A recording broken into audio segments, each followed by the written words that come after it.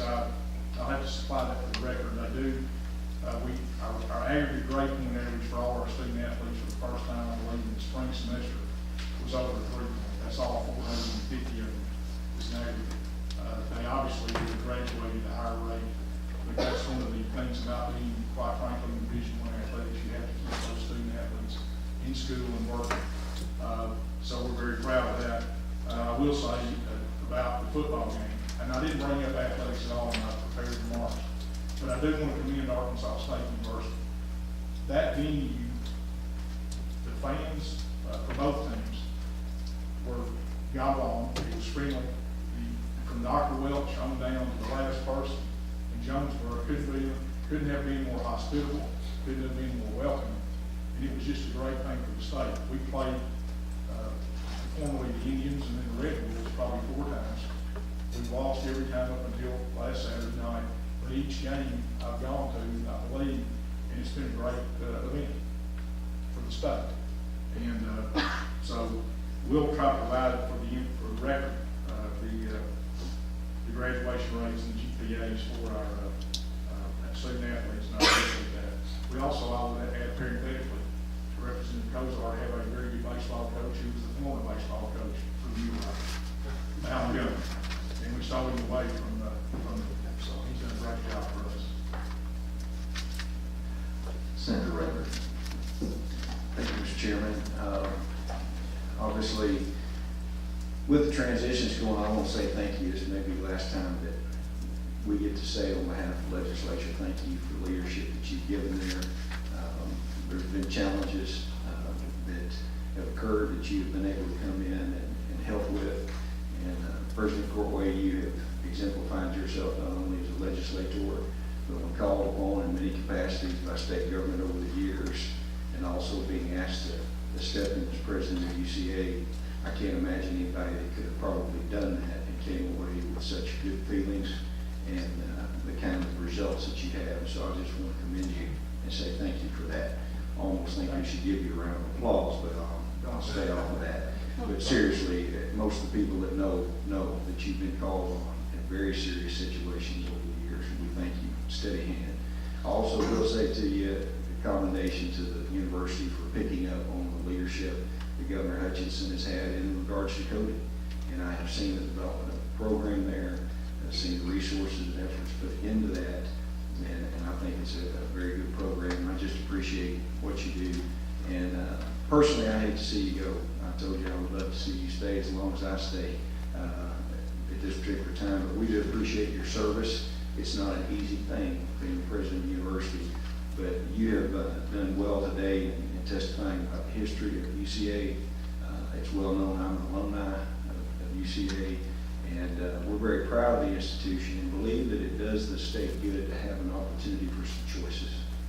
Students make choices for many different reasons about geographically where they go, for the experience in particular, I guess, lifestyle that they have, whether they're going to U of A or going to UCA or going to Southern Arkansas. And these are the choices that I think are healthy. And as long as the university is taking care of their financial matters, they're taking care of their staff matters, and they're giving the students a good opportunity for a great education, I think the results are really where the answers lie. And as long as the university is accomplishing those goals, I see no reason in forcing anybody to make any changes. And wouldn't you agree? Thank you for those. Yeah. First of all, thank you. Yeah, the answer is yes. Thank you. But thank you for your comments. I Appreciate it. sincerely appreciate it. Appreciate it, Mr. Chairman. You're welcome. I'm going to call Senator English, but before I do that, I have a couple of questions. I want to try and break them up a little bit, so I'll ask one of them and then allow her to ask. Well, we have you here, one of the other, we are looking at a number of other issues that have been presented to us over the last year, and obviously one of those is the concern of student loan debt. Representative Leding has made presentations to the Higher Education Subcommittee. I know Senator Rayburn chairs, and the numbers they're astounding. I mean, Arkansans owe $9 billion in student loan debt. What is the current, and you might need to call on your finance people, what is the current default rate rate at UCA on student loan debt. May I? Absolutely. Indulgence of the committee. I'll have to call and get that. We've just received it, but I do know that it's gone down for 3 or 4 years in a row. Okay. They should I'll step get it. out and make I'll a get phone it. call. Well, that would be fine. The follow-up, That's a problem. I mean, it's something everyone struggles with, but you try to counsel your students not to borrow any more than they need. Right. And then we try to hold, all of us, all the institutions in Arkansas, do the best we can, to try to hold down the cost. Sure. Attendance on these. well, and I just asked that question as foundation for one of the possible recommendations that could come out. Some of us were able to go to a meeting in Minnesota and hear a presentation, 5:15 to finish. The research shows that, and I think it's been accepted as common knowledge that incoming freshmen and sophomores would do better if they only take 12 hours. But actually, the 15 to finish research shows that the students perform better. They're more engaged in the collegial process. If they take 15, and the numbers even hold up to 17. So there's a number of things that universities can do to help incentivize that, one of which would be banded tuition, where the students pay a set fee and they get either 12 hours or they can go up to 16 hours for that same fee. Is that anything, and I'm just asking not necessarily whether UCA favors that, but as a university president, is that something that is feasible that universities could look at to help incentivize students being able to actually complete in 4 years rather than borrowing more and more money to extend it out to 5, 6, or even 7 years? I think anything that would help them graduate earlier with less debt should be on the table. And if that's a piece of that, that obviously is important. The problem, quite frankly, with that is if we have no other funds coming in anywhere else, and we have to pay faculty, and, say you have faculty members leave, you've got to recruit and pay another replacement hire, then you've got pressures on the expense side. So if you lock down your revenue side, then you really have nowhere to go to get additional money. But to answer your question very directly, that if anything like that would hold down student debt, get them on track to graduate sooner, I think it's worth looking at. Are there any other impediments that you can think of that prevent universities, say advisors, from being able to encourage students to take more hours and be able to get out in 4 years? That's a really good question. One of the things we did a few years ago, with my provost was very much the driver about it, is we required students to declare a major after 27 hours. Because what ended up happening is, many times they wouldn't declare a major until they got to 60 hours, or then they wouldn't even have a major for a while. So getting them in a department with an advisor and get on that track for a major, even if they subsequently change to another major, they've at least made it further down the road.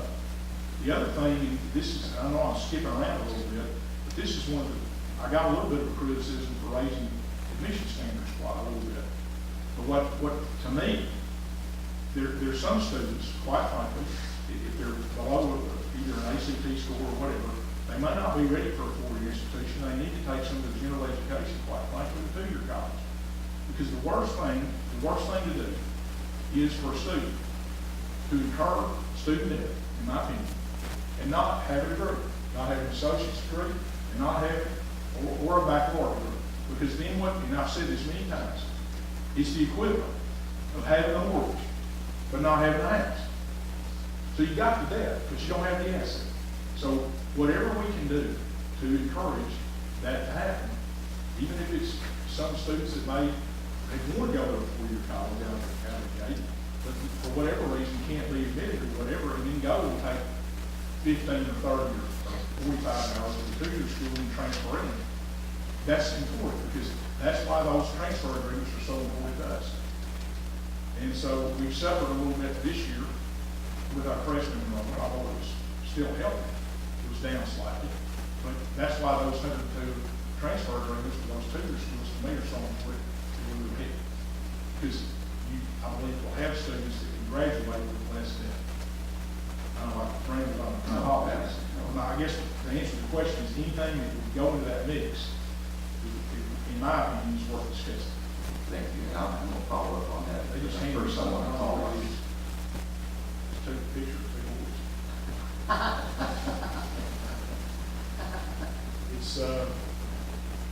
the new default rate, is that a 3-year average? Well, yeah, they do it on a 3-year. 8.2%. 8.2%. That's 2013.